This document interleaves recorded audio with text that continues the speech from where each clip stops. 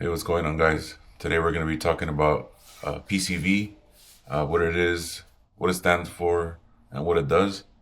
So, PCV stands for positive crankcase ventilation. So, it is considered a smog, it's a smog system. It is to recirculate the crankcase vapors that are created inside of the crankcase. So crankcase vapors come from blow by that goes past the piston rings and creates pressure inside of the oil pan or crankcase.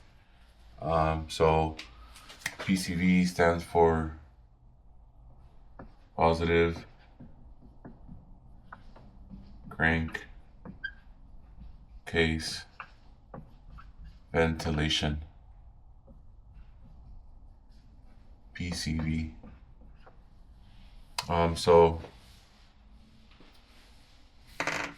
so the crankcase pressure is created naturally in the internal combustion engine.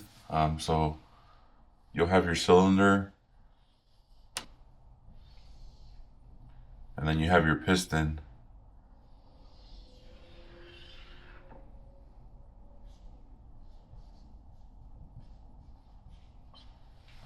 If you guys have never actually assembled a short block from bare block to adding pistons inside of it, the piston is the actual piston walls are not riding on the walls of the combustion chamber. The piston is actually smaller than the diameter of the actual cylinder. So if you have an 85 millimeter bore, the piston is not 85 millimeters. So the piston is always smaller than the bore. What creates the contact and compression from the piston to the bore is the piston rings.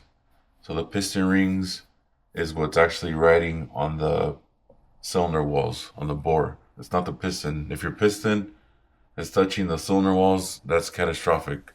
Um, you'll see scoring on the walls or hot spots on the walls. So the piston has rings. So the piston looks like so.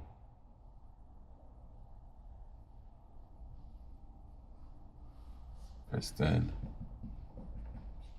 And then you'll have, usually you have one ring on top, a second ring, and then you'll have the control rings on the bottom. So the first ring is usually the first compression ring, and then the second one is the second compression ring, and then your oil control rings are the last ones on the piston.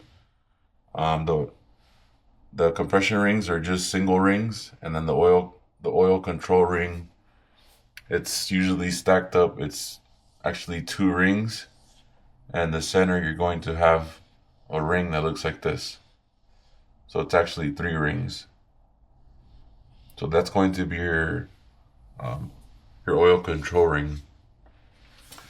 So naturally, in an internal combustion engine, there's going to be um, combustion pressures or gases that are going to drive past the rings. So this is what we're talking about when we talk about positive crankcase pressure.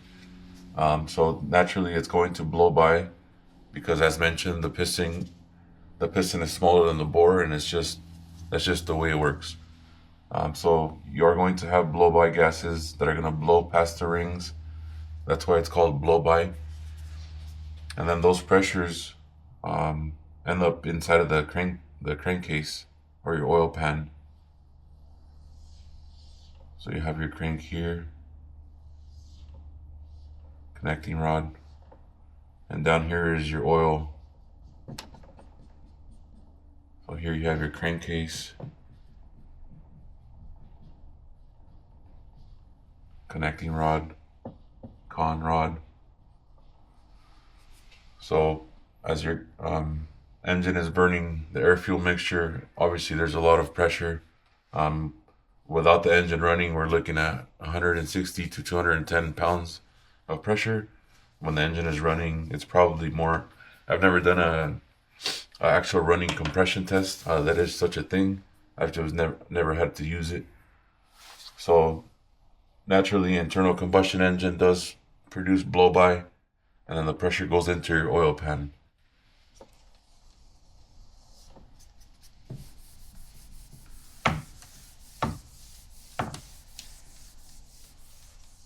So to alleviate that pressure, we have a PCV system. So the PCV system is always mounted and built into the valve cover itself. So we'll do a 4-cylinder engine.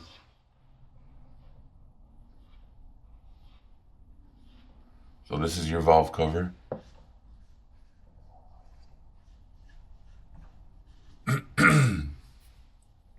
And then you have your intake manifold.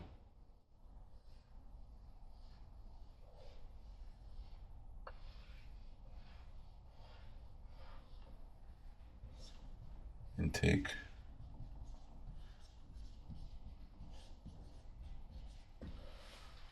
So these are your main components for the PCV system. It's your intake manifold and then your valve cover.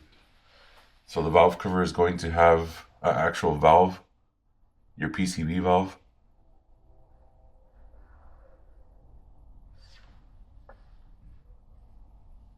And that PCV valve is going to have a direct vacuum source to the intake manifold. And then you're going to have a secondary hose coming off of the valve cover that's going to be routed into your intake boot.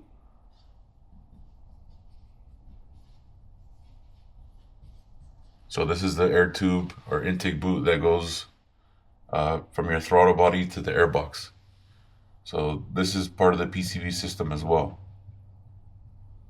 So this one is not under vacuum. However, this one does get controlled by vacuum. All the vapors going into the intake tube, these are just being pulled by, it's called a Venturi type vacuum.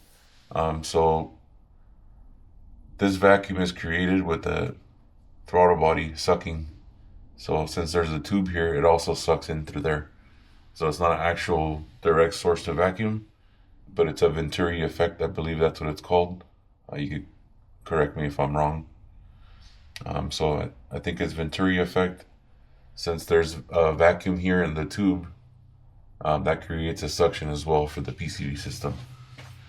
So that's that side. And then this side, the PCV valve is directly connected to the intake manifold. And then the PCV valve is going to be a ball and spring type of valve. So it'll look something like this. So you have your spring and then a ball.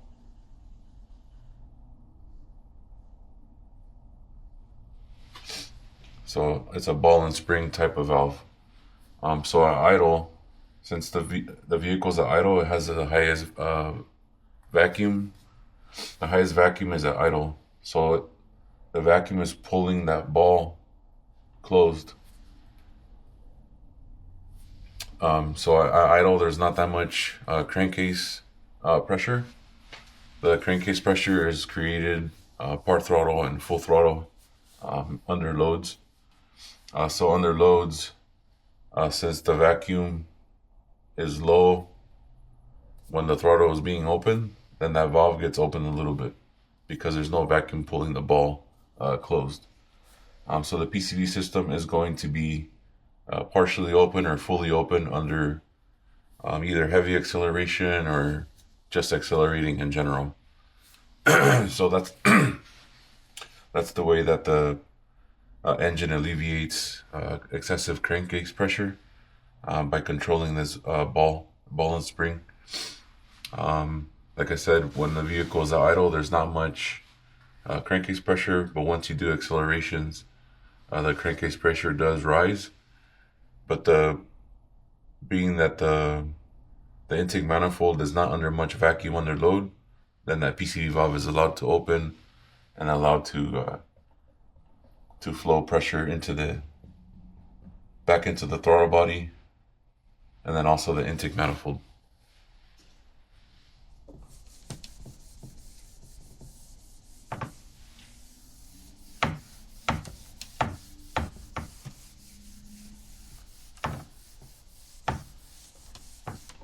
Alright, so now we'll talk a little bit about the high performance world, high performance industry. There's something called the oil catch can. That is to alleviate crankcase pressure. So like on a turbocharged engine, the crankcase pressure is a lot higher than an NA engine or naturally aspirated. When the crankcase pressure gets too high or uncontrollable, it'll either the engine will find the pressure will find the easiest route to escape. A lot of times you'll see the dipsticks being popped out of their socket and the cylinder head or timing cover wherever they're located.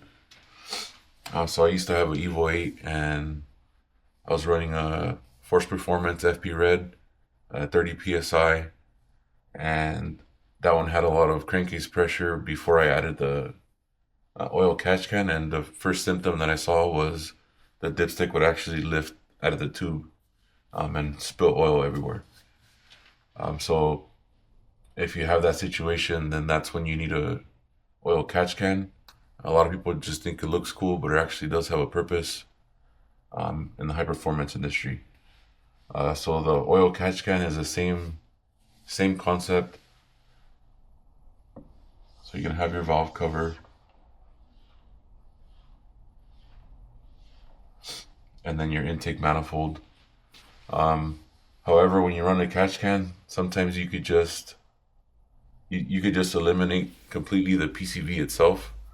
So there will be nothing going to the intake manifold in some cases. In some cases you get routed back to the intake. But the way that I routed it is, so you remember your PCV port, and then this port that goes to the intake tube.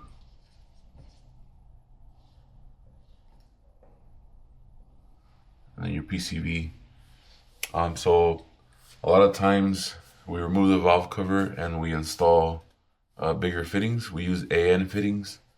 So we're taking off the small little PCV port, drilling it out, tapping it, and making it a bigger line. Usually they do -8 AN fittings.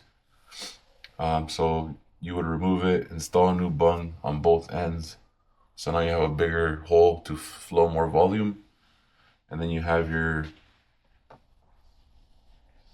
oil catch can. So you're gonna route your PCV line to it from the valve cover to the oil catch can, and then this port gets routed to it as well. And more than likely these are VTA or vent to atmosphere, so they usually have like a little filter on top. So pretty much we eliminated the PCV itself.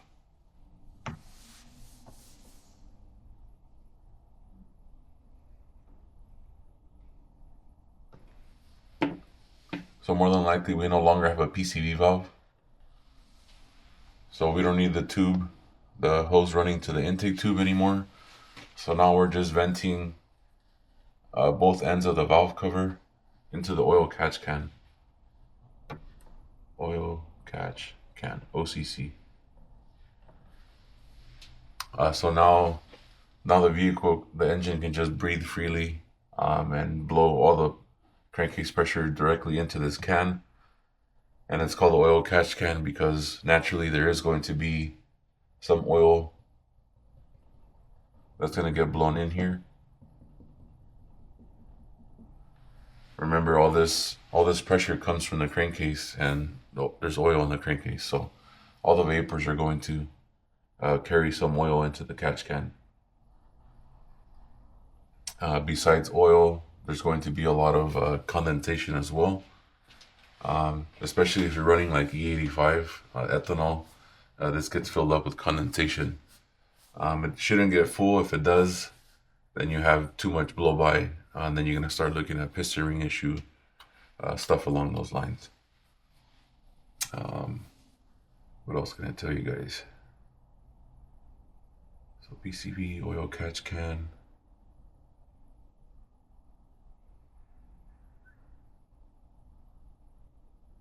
I think that's pretty much it.